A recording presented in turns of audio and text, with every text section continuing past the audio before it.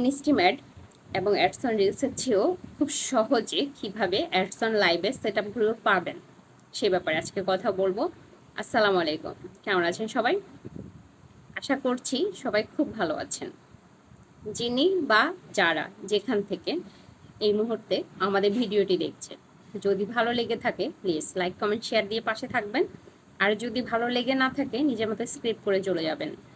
ইনস্টিমেট set পাওয়ার জন্য 60,000 minute watch time এবং 5,000 followers লাগে।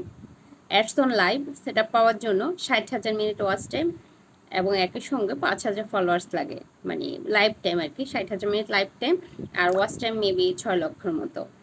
তারপর হচ্ছে অ্যাডস অন রিলস, এখানে স্পেসিফিক কোনো ক্রাইটেরিয়া নাই। ফেসবুকে যখন ভালো লাগে তখন দেয়, তবে রিলসের রিচ ভালো হইতে হয়, ভিউ ভালো হতে হয়। এই পুরো ব্যাপারটা নিয়ে আজকে কথা বলবো। সবাই তো ইনস্টিমেট সেট আপের জন্য অনেক চেষ্টা করি, একদম ফার্স্ট টার্গেট থাকে ইনস্টিমেট সেট আপের। তারপর রিলস যেহেতু আমার হাতে কিছু নেই, মানে নির্দিষ্ট পরিমাণ ক্রাইটেরিয়া ফিল আপ হওয়ার কিছু নেই, ফেসবুক নিজে ইনভাইট করে, সেই জন্য ওখানে আমাদের কারোরই খুব একটা কিছু করার নেই রিলস আপলোড করা ছাড়া। কিন্তু অ্যাডস অন লাইভ আমার মনে হয় তুলনামূলকভাবে অনেক সহজ। কারণ কি, এখানে মনিটাইজেশনের ঝামেলা থাকলেও আমি বলতে চেয়েছিলাম এখানে ভিডিও এডিটের ঝামেলাটা খুব কম। ভিডিও এডিটিংয়ের খুব একটা ঝামেলা নেই। আপনি আপনার মতো লাইভ করে গেলেই হলো।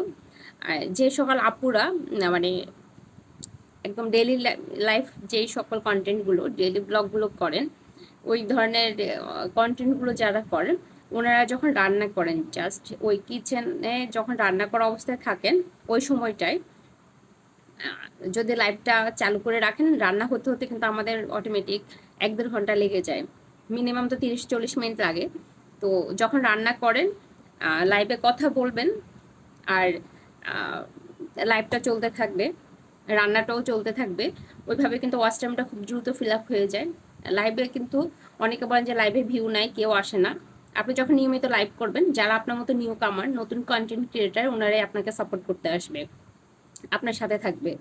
তো ads on live set up পাওয়াটা ইনস্টিমেটের চেয়েও আমার কাছে মনে হয় সহজ, কারণ অ্যাডস অন লাইভে ভিডিও এডিটিং কোনো ঝামেলা নাই। 1.5-2 ঘন্টা লাইভ করা যায় দিনে চাইলেই। যে কোনো সময় ধরুন রান্নার টাইমে আমি যেভাবে বললাম ওইভাবে করেন, অথবা বাচ্চা পড়ছে, বাচ্চা কোনো হোমওয়ার্ক করছে, ওই সময় বাচ্চার দিকে মোবাইলের ক্যামেরাটা ধরে রাখবেন, ওইভাবে লাইভ করতে পারেন।